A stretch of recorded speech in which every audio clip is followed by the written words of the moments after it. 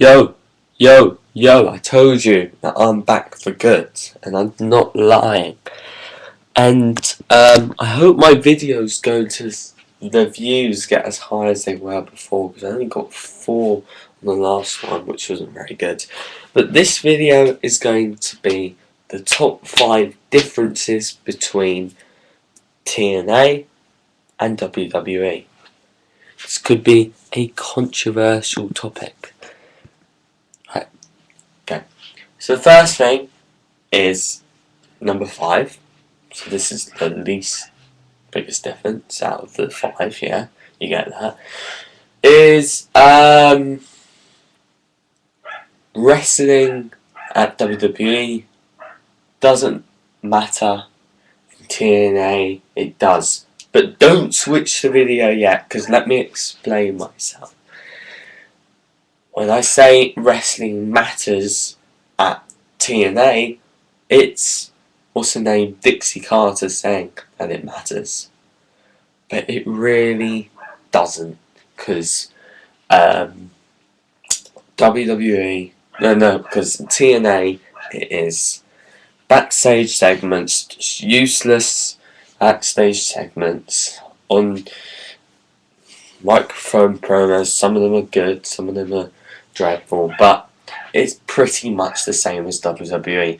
But then you'd be saying, why would you say there's a difference here if they're both the same? No, the difference is WWE tells you the truth. We focus on entertainment. They take the blooming wrestling name out of it, out of the thing, and just say entertainment. And then at the same time, TNA go, wrestling matters, yes, and it really doesn't. So the difference is TNA are bullshitting about it, and WWE are telling the truth that wrestling isn't the number 1 priority. Of course it matters, because people won't watch it, but it isn't the number 1 priority. Entertainment is. If you want to go and watch the number 1 priority wrestling, then go and watch Ring of Honor. Sorry, my fingers went. Okay. Women. Now, here's something that TNA do better than WWE, and that is with their Diva division. Now, WWE barely promotes their women. It's kind of a shame, but that's the reality. Eve Torres has been doing some good shit. Beth Phoenix, Kelly and Carmo have done alright as well. However, the time for them has also been minimum. On the flip side, Impact does their knockouts no favours. I'm going to ignore the fact that Mel is looking at knockout division, but basically, if you look at TNA, they've done a better job with their divas, or the knockouts. So, yeah, pretty much they got who did they have? They had, I said Karma before, they had Karma, they had Gail Kim, they had, what's her name? I don't really watch TNA, what's her name? Angelina, whatever. She's quite good, it is Angelina Summer. But they do a good job with them, you see good matches. I think WWE is improving though, but I think TNA care more about their women than WWE do.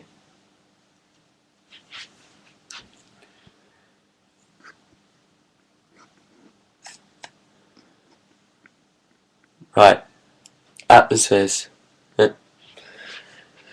So just the thing keeps switching off. I need to keep flicking it so I can't see myself, because I want to see myself. Sorry, that wasn't funny. Anyway, TNA's atmosphere is basically just cast members. They have taping.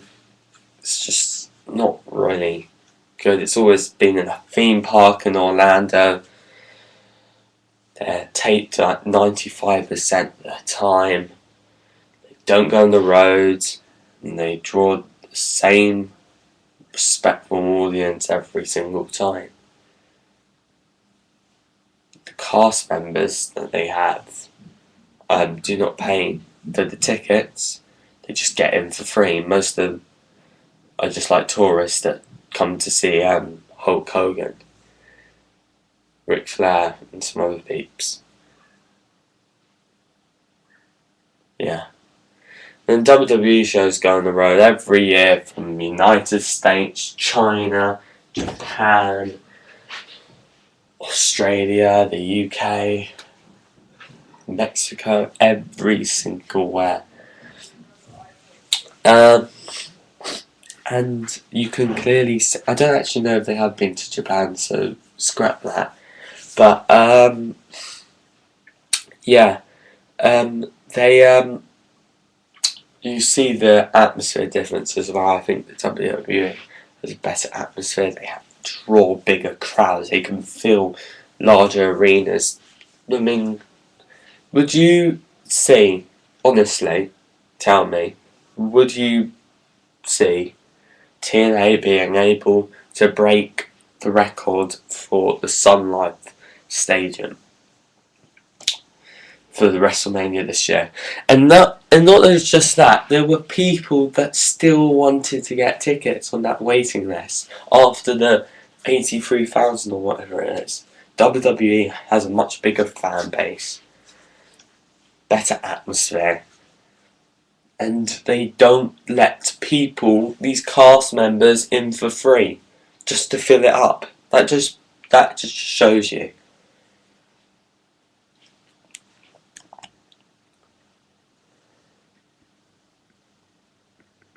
And this next one was, I actually kind of ruined this one. I basically just talked about it last time. The last one I was talking about was the atmosphere, the difference in atmosphere. They had to let the cast members in. This is just the fan base. The fan base of WWE is just right. It's just better, let's be honest. It's much bigger. 78,000 fans in Miami, grossed $9 million in ticket sales, and then you get the shirt, the merchandise, the week-long access shows. It is money making, and TNA are in financial troubles, I've heard. So, as you say, it's the most watched. WWE Raw is the most watched cable show on a Monday night. 3.4 rating average. TNA draws like 350 fans on a house show. It just shows you the difference. If you got a house show, let me tell you something, if you had a house show at the O2 in Britain, which is a separate country for the USA, and not a house show in where it's meant to be the most popular. If you had a house show at the O2 which can hold 15, 18,000. If you don't know the O2, it's in London. It's the biggest arena in London. You would nearly fill it up, I reckon. And TNA get 350 people. Because they can't get the arena. They can't get the bigger arenas because WWE has the fan base, the monopoly. They can charge as much as they bloody want, and TNA still wouldn't be a threat.